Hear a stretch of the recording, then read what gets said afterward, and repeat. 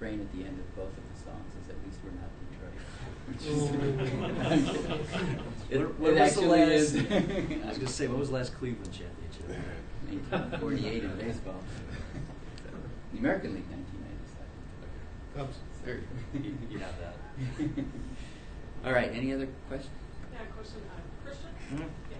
You had mentioned a website earlier that you encourage small business to look at. What was the website again?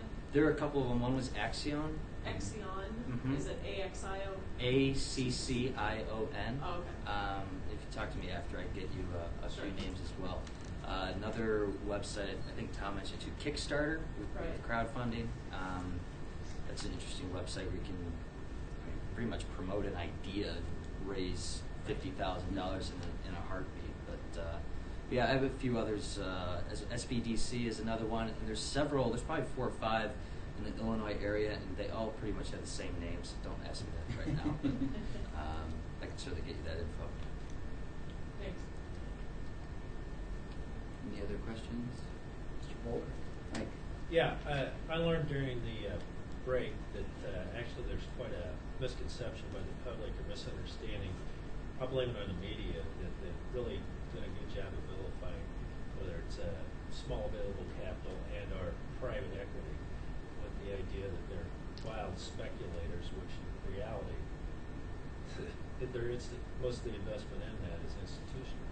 And so whether it's public or private pension funds, they're actually probably already invested in private equity. If the return on that goes down, their pensions are going to suffer. I'd like to hear more about that.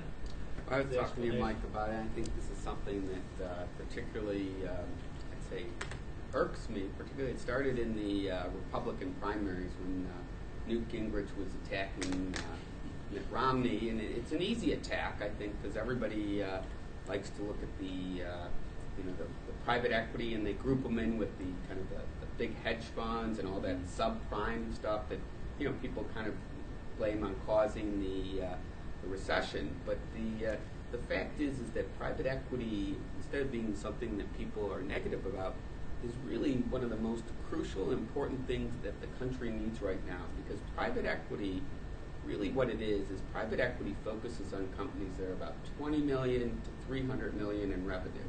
Companies that are larger than that have access to the public markets. Companies that are smaller than that do not. And so private equity kind of fills in. Now the bankers are willing to lend, and they'll lend. They want to make loans, but they'll lend on the collateral or the cash flow. But when you need something beyond it, they look to private equity. And what private equity is, it's a pool of risk capital, often coming from pension funds and other institutions.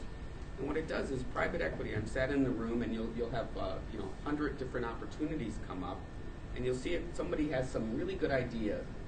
A company that's been able to grow it up to 30 million in revenue. They've got a great idea, but they don't have access to the capital, or maybe there's something else they don't. They don't have the management talent, or they don't have a way of purchasing ability.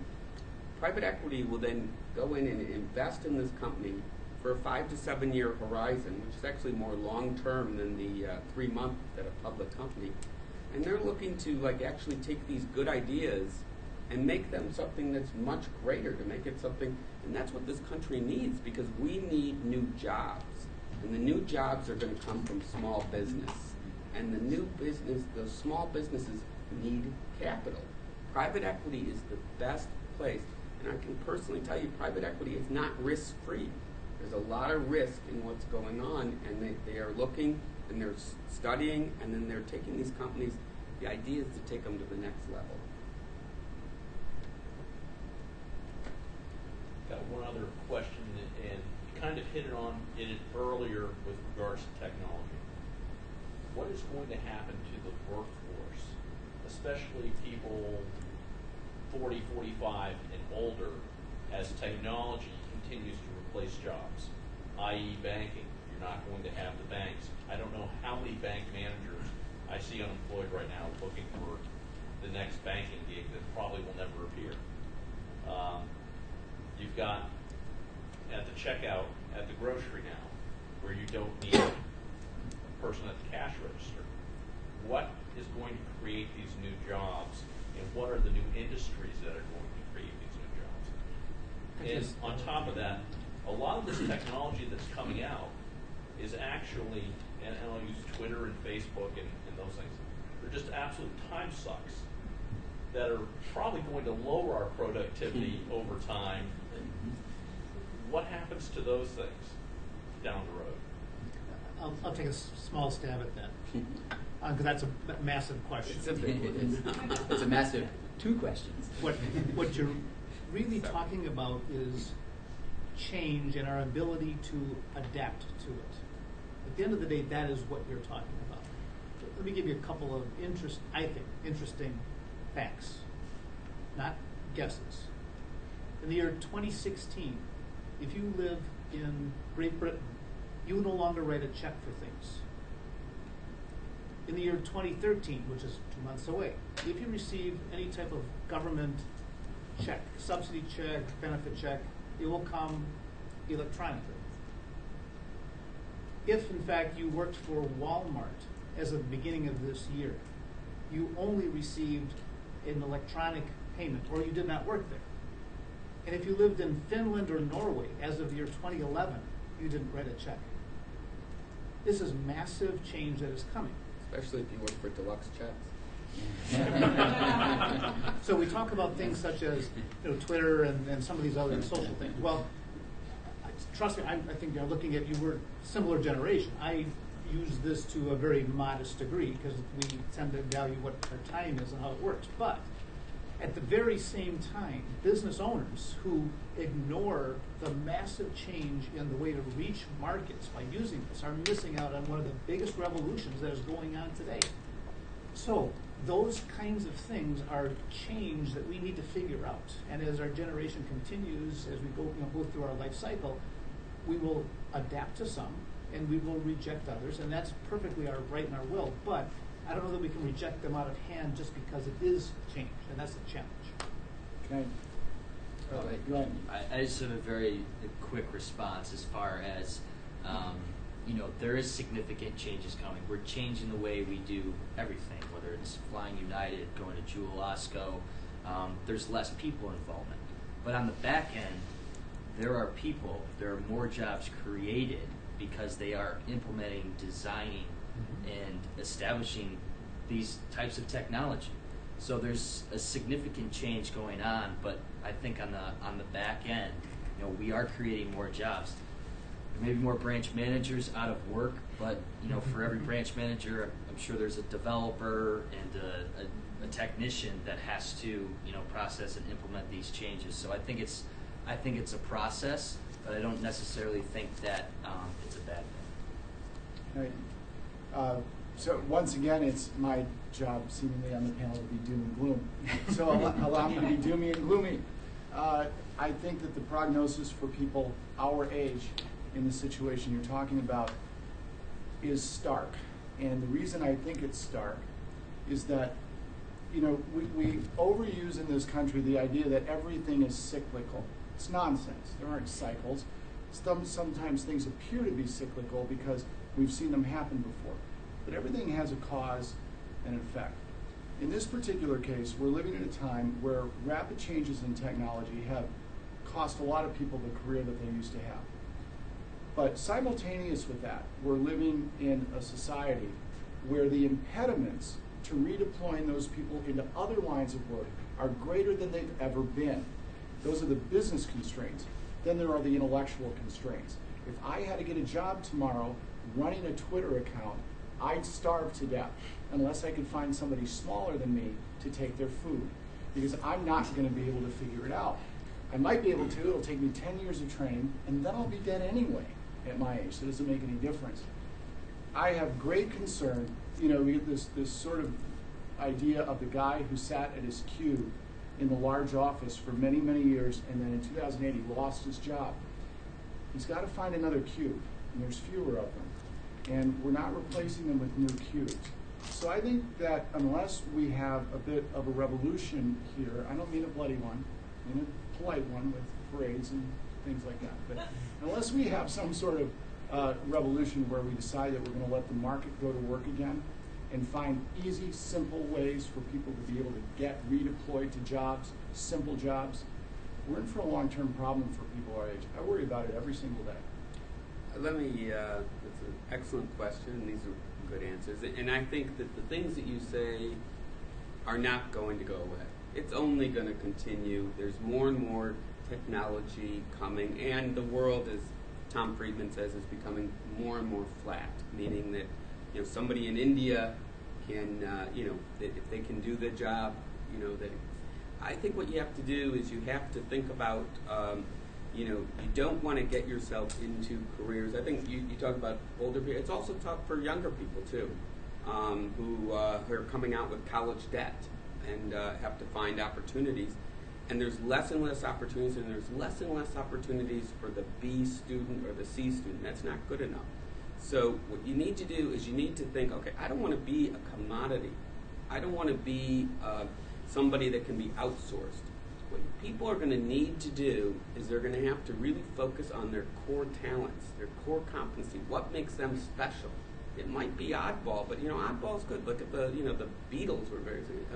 I think that people are going to need to really do something that's unique, and people are going to have to stop thinking things are going to come to them. I think I often talk to people in transition, and one of the things I say to people in transition is that we're all in transition, and we're all always going to be in transition now because there's no more thing of long-term commitment. Companies are no longer saying, hey, you can work here 40 years, we'll give you this nice pension, and once you slow down, we'll kind of push you to the side, but you'll still be here. It's all a profit loss type of thing. The company will keep you as long as you're productive, and you'll stay with that company as long as it's good. So we all need to be building up our relationships and looking out for helping people. And that's why it's very important for all executives, young and old, to network and look at ways that they can be looking out to help other people. Because when you look out to help other people, they're going to start to look out for you. And that's something that cannot be outsourced. Tom makes a really good point. And actually, Brent and Christian are both right in the sense that there have always been disruptive technologies. I mean, the Luddites had a revolution in the 19th century, and that will continue to happen. And it is absolutely true that for job is lost to automation, there's people behind the scene where there are new jobs created to create the automation. The challenge that the U.S. is going to have from a macroeconomic perspective is we're already in a shortage of the guys that are doing the technology, and we're not graduating enough. We're not graduating enough engineers and technical people to fill those jobs. And Tom's comment about how do we have to look at a way to take those people and help them get, and people my age and older for sure, although I've been in technology my whole life, are as trainable as 20-year-olds, actually. So I think the challenge is how do we convert some of those people into the jobs that are currently being unfilled because we don't have enough graduates in this country to fill them. We have 2 minutes left, so we won't take any more questions, but I will allow each of our panelists to make a closing comment because this has been a terrific discussion. We'll probably go on all night. I would, kind of going back to this, I would say that that there is capital for companies, and sometimes you have to be creative. You do need to make sure with your business that first of all you get the fundamentals, and that you make your business profitable, and that you keep your expenses in line, you keep your books and records good. But if you have something that's really good and it's demonstratable, particularly if you can show a profit over a certain amount, that's what comes to. We get at Ravinia Capital 90 seconds. I was going to say the challenge, but there is capital out there. You just have to be creative about how to find it. My closing thought for everybody is that all the ways you thought about funding your business before 2008 have changed. Everything has changed. And you either have to adapt to that, and you either have to get creative or get out. Because if you want to hold to the old paradigms about proper use of leverage, balance sheet structure, 60 where I seconds. get money from here, where I get money from there, You can't do it by the book anymore. The book's changed. The book's gone. It's being written. We're writing it every day by the way we figure out how to find the money we need. So that's my thought. The Founding Fathers guaranteed everyone an opportunity. They did not guarantee us an outcome. Vote responsibly. 15 seconds. Capital is available. Be open to the different solutions out there. Have a good plan in place as well as a strong team of advisors, and you'll be fine. Well, I really want to thank the panel. This has been an awesome discussion. I think we could have gone on forever, and I really appreciate all four of you taking the time tonight. This has been great. We'll have to do a follow-on a year from now and see how accurate we were. Thank you very much. Thank you. 10 seconds.